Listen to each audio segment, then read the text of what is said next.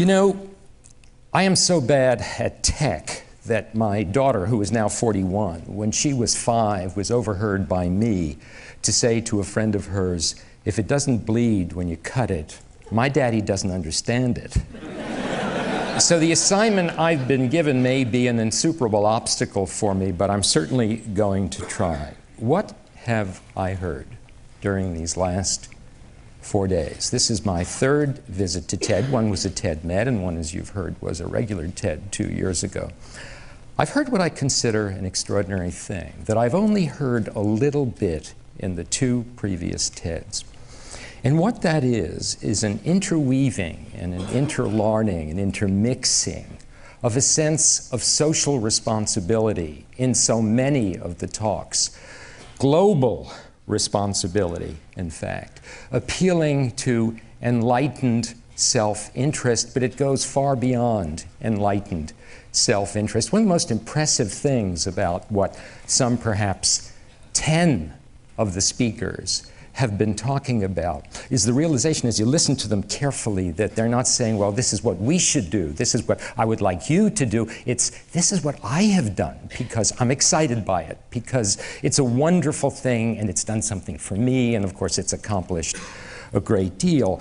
It's the old concept, the real Greek concept of philanthropy in its original sense, philanthropy, the love of humankind. And the only explanation I can have for some of what you've been hearing in the last 4 days is that it arises, in fact, out of a form of love. And this gives me enormous hope. And hope, of course, is the topic that I'm supposed to be speaking about, which I had completely forgotten about until I arrived. And when I did, I thought, well, I'd better look this word up in the dictionary. So Sarah and I, my wife, walked over to the public library, which is 4 blocks away on Pacific Street, and we got the OED, and we looked in there, and there were 14 definitions of hope, none of which really hits you between the eyes as being the appropriate one. And of course, that makes sense because hope is an abstract phenomenon. It's an abstract idea. It's not a concrete word. Well, it reminds me a little bit of surgery. If there's one operation for a disease, you know it works. If there are 15 operations, you know that none of them work. And that's the way it is with definitions of words.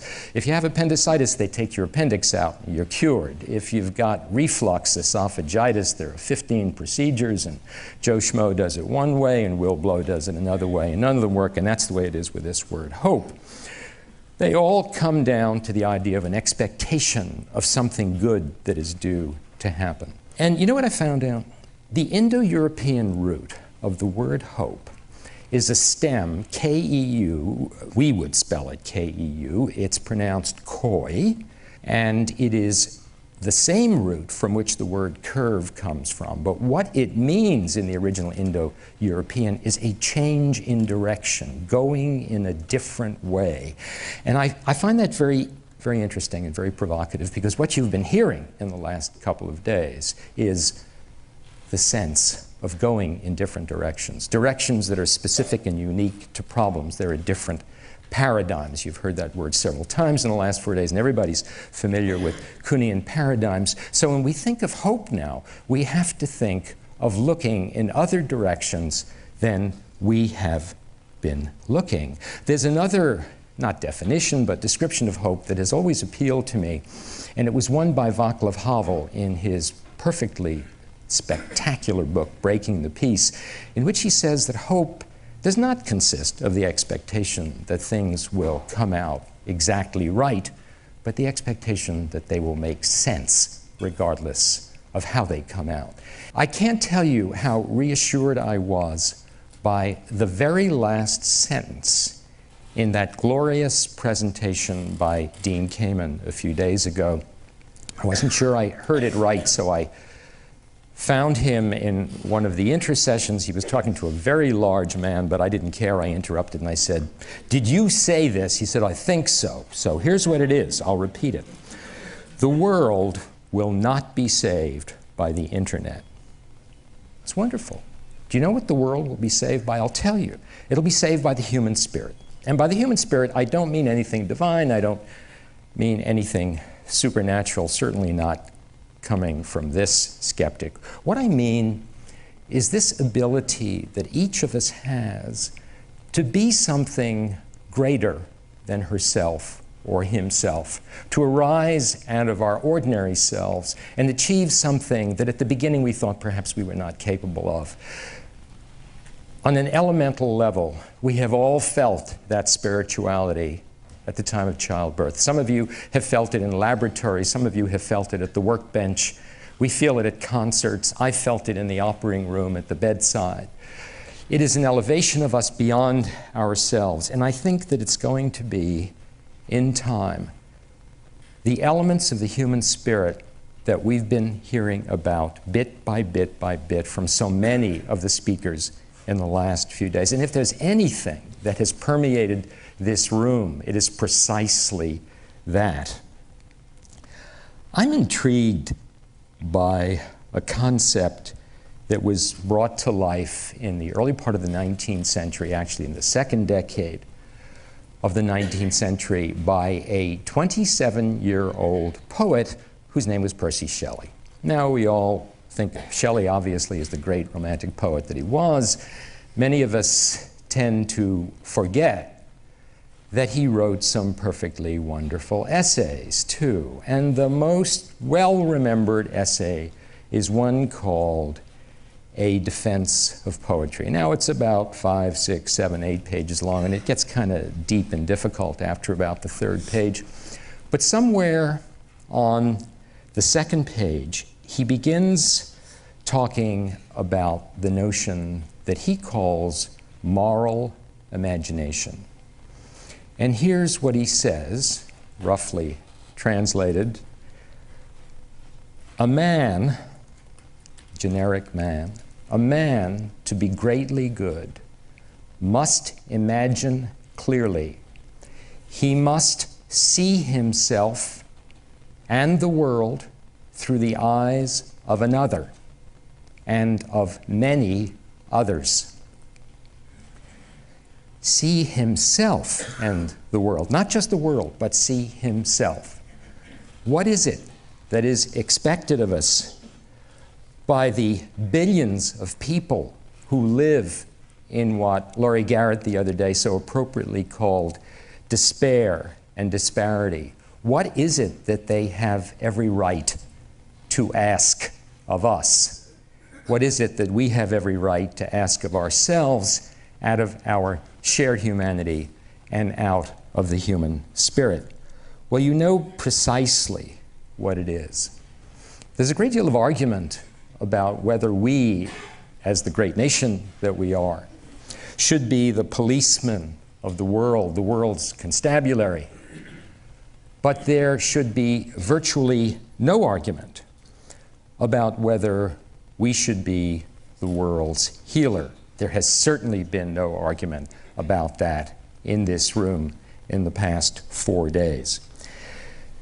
So if we are to be the world's healer, every disadvantaged person in this world, including in the United States, becomes our patient.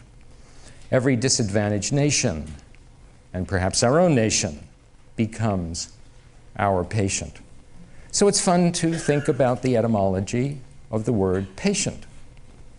It comes initially from the Latin patior, to endure, or to suffer. So you go back to the old Indo-European root again, and what do you find? The Indo-European stem is pronounced paean. We would spell it P-A-E-N. And lo and behold, mirabile dictu, it is the same root as the word compassion comes from, P-A-E-N. So the lesson is very clear. The lesson is that our patient, the world, and the disadvantaged of the world,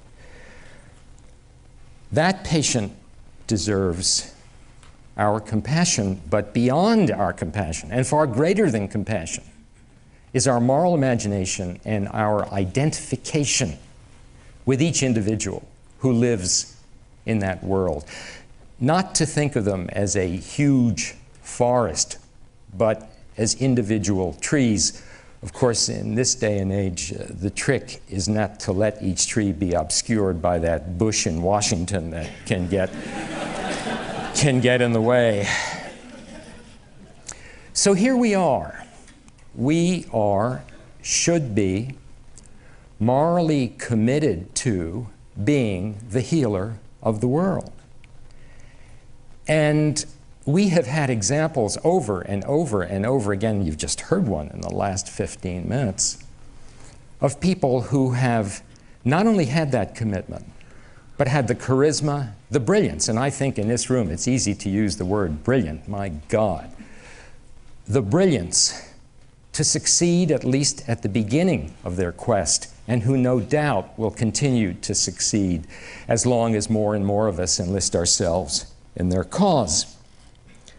Now, if we're talking about medicine, and we're talking about healing, I'd like to quote someone who hasn't been quoted, or it seems to me everybody in the world's been quoted here. Pogo's been quoted, Shakespeare's been quoted backwards, forwards, inside out. I would like to quote one of my own household gods. I suspect he never really said this because we don't know what Hippocrates really said, but we do know for sure that one of the great Greek physicians said the following. And it has been recorded in one of the books attributed to Hippocrates, and the book is called Precepts, and I'll read you what it is. Remember, I have been talking about essentially philanthropy, the love of humankind, the individual humankind, and the individual humankind that can bring that kind of love translated into action, translated in some cases into enlightened self-interest. And here he is, 2,400 years ago. Where there is love of humankind, there is love of healing. We have seen that here today with the sense, with the sensitivity, and in the last 3 days, and with the power of the indomitable human spirit. Thank you very much.